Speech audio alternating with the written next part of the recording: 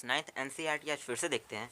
पिछली वीडियो में हमने देखा था कि कैसे हम त्रिभुज के चैप्टर को पढ़ते हैं और त्रिभुज के बारे में हमने समझा था। सर्वांगसम शब्द का मतलब समझा था, समरूपता का मतलब समझा था, और मैंने आपसे कहा था कि इसकी कुछ कसौटियाँ होती हैं। उससे पहले मैं आपको एक और चीज़ याद दिला देना चाहता हूँ कि सर्वांगसम त्रिभुजों में संगत भाग बराबर होते हैं। जैसे सर्वांगसम दो त्रिभुज हैं तो उनके आपस में कोण बराबर होंगे और उनकी भुजाओं की लंबाई भी आपस में बराबर होगी। तो इसे हम शॉर्ट फॉर्म में कहते हैं CPCT। ठीक, जैसे हमें कुछ सॉल्व करना है, ठीक है, किसी सवाल में हमें किसी कोण को किसी कोण के बराबर सिद्ध करना है और हमें पता है कि दो त्रिभुज जो हैं वो सर्वांगसम है।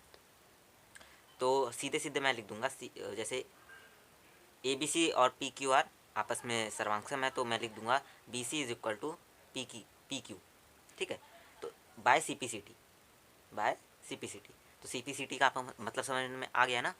ठीक है, अब इसके बाद मैं आपको नहीं बताऊंगा कि CPCT का मतलब क्या होता है, इसलिए मैंने शुरुआत में आपको समझा दिया कि CPCT का मतलब क्या होता है।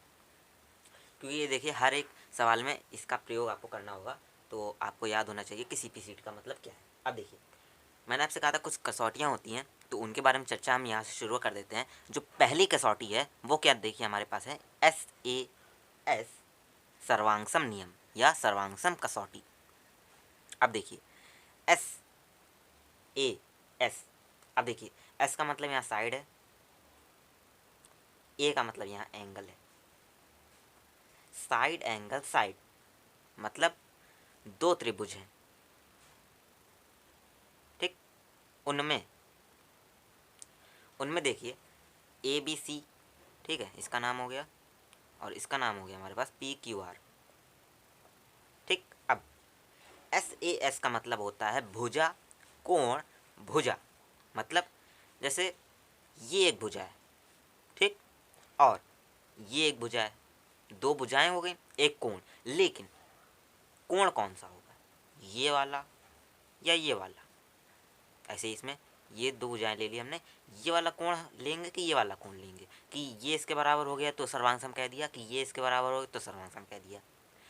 सीधी सी बात ये याद रखनी है, SAS हमने क्यों कहा है, क्योंकि SS मतलब दो साइड हैं, उनके बीच में एंगल बन रहा है, तो उसी एंगल को लेंगे जो उन दोनों भुजाओं के बीच में बन रहा है। मतलब जो दो भुजाएं हैं उनके अंत बिंदु पर जो कोण बन रहा है उसी को हम SAS कसौटी में प्रयोग में लेंगे।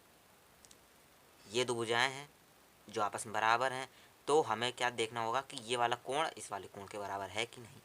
समझ में आ गया, हम ये वाले कोण को ही क्यों लेते हैं, समझ में आ गया। ठीक, तो समझ गया आप इसे कैसे क्या कहते हैं। अब देखिए इसे सिद्ध करते हैं।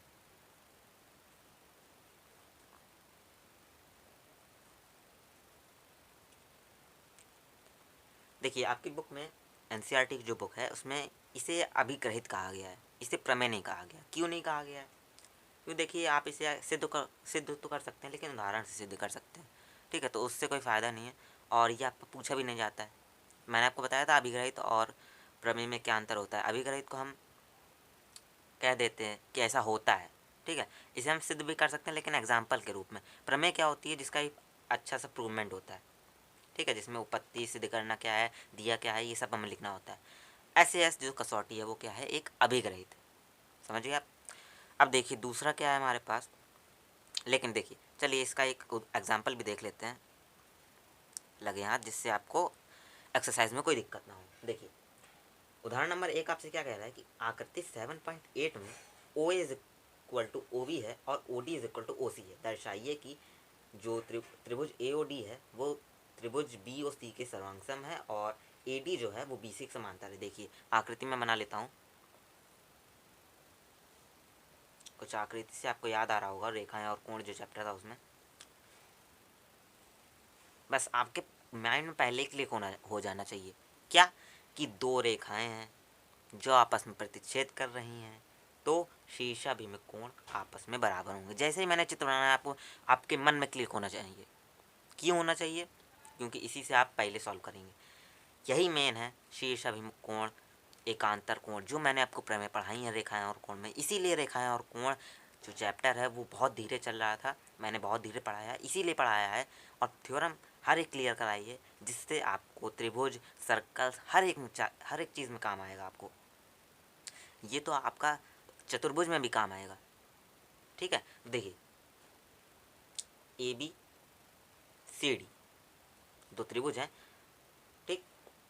और हमसे क्या कहा गया है, हमसे कहा गया कि ये एक पॉइंट है O, ठीक। हमसे कहा कि AO जो है वो OD के बराबर है, और जो OD है वो किसके बराबर है, OC के बराबर है, ठीक है।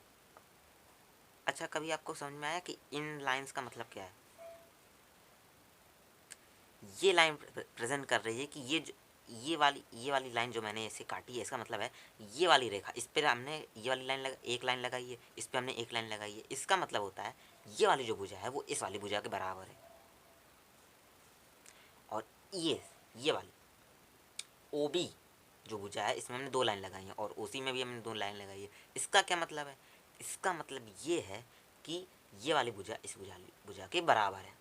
समझ में आ गया आपको इस लाइन का मतलब क्या हो जाता है, ठीक। तो देखिए, इसमें हम SAS लगाएंगे। क्यों लगाएंगे SAS? अब देखिए, आप ये भी कह सकते हैं कि अगर हमें दिया होता कि ये वाली भुजा इस वाली भुजा के समांतर है, तो हम एकांतर कोण की अभिरहित लगा देते यहाँ से यहाँ, ये वाला कोण और ये वाला कोण। लेकिन देखिए, हमें क्या पता है कि ये वाली भुजा इस वाली भुजा के ये वाली भुजा इस वाली भुजा की, ये वाली भुजा इस वाली भुजा के बराबर है, ठीक। अब SAS में क्या होता है कि उन दो भुजाओं के, मतलब ये वाली और ये वाली भुजा में, इस त्रिभुज में ये वाली जो त्रिभुज है इसमें ये वाली भुजा आपस में बराबर है, ठीक। तो इनके बीच का कोण कौन सा है? ये वाला और ये वाला, ये आपस में बराबर होंगे। क्यों? क्योंकि ये वाला और ये वाला जो रेखा है वो आपस में प्रतिच्छेद करती हैं, और शीर्षाभिमुख जो कोण होते हैं वो आपस में बराबर होते हैं। तो इससे हम क्या कह सकते हैं कि हमें पता है कि OC जो है वो OB के बराबर है, और जो OA है वो OD के बराबर है। और हमने क्या निकाला कि एंगल COD किसके बराबर है? एंगल AOB के। तो हम लिख देंगे कि SAS सर्वांग समता कसौटी के द्वारा हम ये कह सकते हैं कि त्रिभुज COD सर्वांग सम त्रिभुज AOB, यही हमें सिद्ध करना था। और देखिए, हम क्या कह सकते हैं कि AD जो है वो समांतर है BC की। देखिए, जो मैंने आपको सवाल बताया था बिल्कुल वही है। अगर इसमें आपको पलट देता और आपसे ये पूछता कि ये इन दोनों बस आपको सर्वांग सम सिद्ध करना है, ये आपसे पूछता, या फिर ये वाली भुजा इस वाली भुजा के ऐसे बराबर हो। अब देखिए, CP/CT का यहाँ उपयोग होगा, ठीक। दो त्रिभुज आपस में सर्वांगसम है, इससे क्या होगा? इससे ये होगा कि हर एक कोण एक त्रिभुज का दूसरे वाले कोण के संगत वाले कोण जो है वो उसके बराबर होगा, और भुजाएं भी आपस में बराबर होंगी। देखिए, ये वाला कोण इस वाले कोण के बराबर होगा, क्योंकि ये वाली भुजा इस वाली भुजा के बराबर है। ये वाला कोण इस वाले कोण के बराबर होगा, ये वाली भुजा इस वाली भुजा के बराबर होगी, ये वाला कोण इस वाले कोण के बराबर है। मतलब ये दो रेखाएं हैं, इनके बीच में एक तिर्यक रेखा है, एकांतर कोण बराबर है, तो ये दोनों रेखाएं कैसी हो गई? समांतर रेखाएं। और इनके रेखाखंड कौन कौन से हैं? AB और CD। तो AB समांतर CD, ये दूसरा पॉइंट था जो हमें सिद्ध करना था।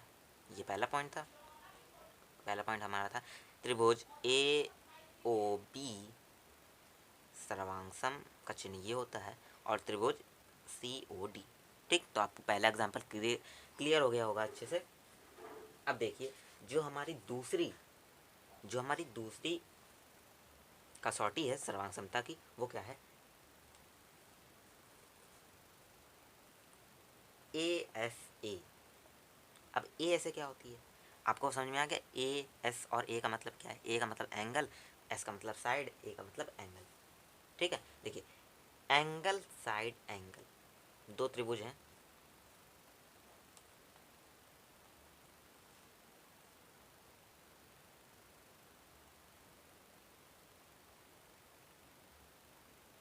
ठीक है। अब देखिए, ये एक त्रिभुज है, ये एक त्रिभुज है। हमने मान लिया कि ये वाला कोण इस वाले कोण के बराबर हमने कर लिया, और ये वाला कोण इस वाले कोण के बराबर कर लिया। अब कौन सी भुजा लेंगे? ये वाली की ये वाली की ये वाली? ये वाली लेंगे। क्यों? क्योंकि दो एंगल हैं, दो क्रमागत एंगल हैं, उनके बीच जो भुजा बन रही है उसे हमें ऐसे कसौटी में प्रयोग में लेते हैं। एंगल साइड एंगल, जैसे SAS साइड एंगल साइड, वैसे ही एंगल साइड एंगल। अब देखिए समझ में आ गया इसके ऐसे सर्वांग समता नियम क्या होता है, कसौटी क्या होती है। अब देखिए इसकी जो प्रूवमेंट है वो पूछी जाती है, जिसे सिद्ध कराने के लिए मुझे आपका और टाइम लेना होगा, और ये जो प्रमेय मैं सिद्ध कराऊंगा ये मैं अगली वीडियो में करा पाऊंगा। तो आप क्या कर सकते हैं कि जो प्रश्नावली 7.1 है उसमें आप जाके प्रश्नों को हल कर सकते हैं, ठीक है। और जो मैंने कसौटी तो आपको समझा ही दी है कि SAS क्या होती है, AS क्या होती है। अब प्रूवमेंट मैं आपको करा दूंगा, तो आपको समझ में आ गया। तो बस आपको यही इन कुछ बातों का ध्यान रखना है, और ये जो प्रमेय और अभिग्रहित है इनका प्रयोग करके आपको सवाल करना है। जहाँ तक आपके सवाल हो पाए आप कर लीजिएगा। अगली वीडियो में आपको बताऊँगा प्रमेय ये वाली ASA सर्वांग समता नियम और इसकी प्रूवमेंट और आपके जो एग्जाम्पल हैं उन्हें, और एक्सरसाइज 7.1 को, ठीक है। अगर आपको कोई सवाल नहीं आता है इनमें से तो आप पूछ सकते हैं। धन्यवाद।